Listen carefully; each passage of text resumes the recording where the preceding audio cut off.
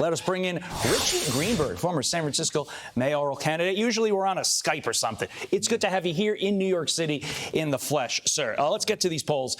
It's one thing in a battleground state to have polls that show the president could be underwater. This is something different. For the first time in Joe Biden's presidency, a majority of California voters do not side with the president. Look, 52% of California voters disapprove of Joe Biden's performance in office. I mean, that is significant in the most Democrat state in our union, California. Yeah, that's correct. And it's surprising, but not so much, you know, in San Francisco, Bay Area, all up and down the whole West Coast as well. You have disapproval, you have all the economy and all the whole list of issues that are turning it underwater. The thing is, though, there's this saying in San Francisco, the Bay Area, always vote blue no matter who.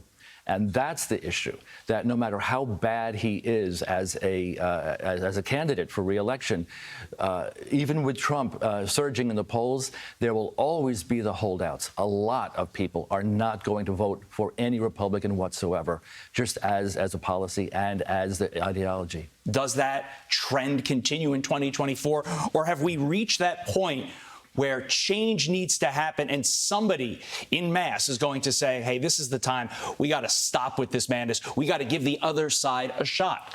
I don't think that's going to happen. I think that even with the obvious that the Republican Party or even an independent might be able to make a real serious run, Californians and the Bay Area and San Francisco, they're not going to back a Republican. 2/3 of California voters under 50 voted for Joe Biden in 2020, but just 43% of those people would vote for him today. Richie, if only there was a young, hip governor of California who could possibly get the youth vote. What does this all say for Gavin? Well, it's two-sided. The thing is that, yeah, he's got the charisma, he has the looks, he's got the obvious ties to the Bay Area, to San Francisco. He's a product of the Bay Area. The thing is, though, there was a recent poll that just came out this week, he also is unpopular.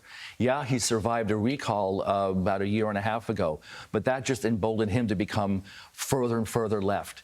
And that's the problem now, too. He's not that popular, and he would really have a problem around the rest of the country. With that, I want to get your thoughts on this. Joe Manchin announcing he will not run for re-election in the Senate. Take a listen. I've made one of the toughest decisions of my life and decided that I will not be running for re-election to the United States Senate. But what I will be doing is traveling the country and speaking out to see if there is an interest in creating a movement to mobilize the middle. So we had that. Then we had Dr. Jill Stein announcing she is running on the Green Party ticket again. As you well know, Democrats accused her of stealing the 2016 election from Hillary and giving it to Trump by stealing votes. How high is the panic level in the White House in just the last 24 hours following those two major announcements about a third-party potential run?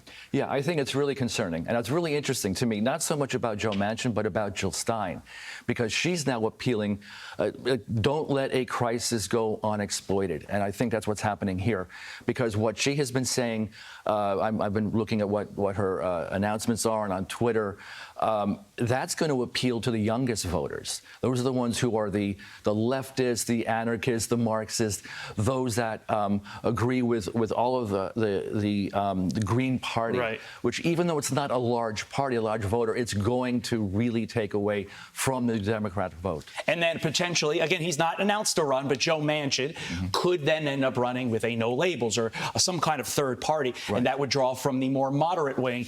I'm worried if I'm Joe Biden. But that said, do you know anybody who would vote for one of those two and not Joe Biden? Not necessarily in California. California's a fait accompli, but right, one of those two in the 2024 election. I think Jill Stein. Interesting. I think for sure, because there's even now what's happening with the Israel-Hamas, the war.